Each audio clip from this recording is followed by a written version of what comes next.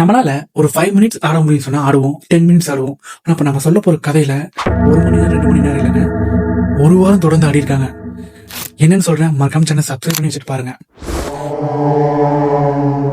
1518ஆம் நூற்றாண்டுல பிரான்ஸ்ல ஸ்டார்பக்ஸ்ங்கிற ஒரு நகர்ல அன்கான்சியஸா ஒரு பெண்ணு நடனம் ஆட ஆரம்பிக்கிறாங்க.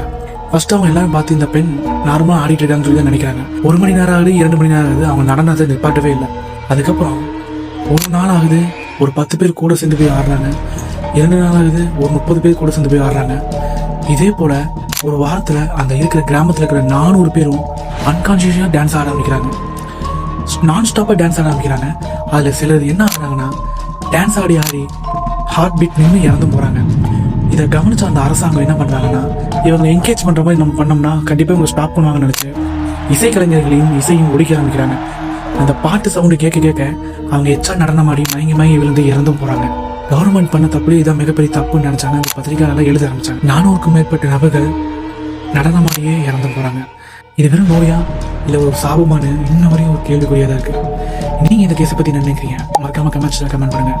சப்ஸ்கிரைப் பண்ணாம பார்த்துட்டு இருந்தீங்கன்னா மறக்காம சப்ஸ்கிரைப் பண்ணிட்டு பார்த்துக்கோங்க.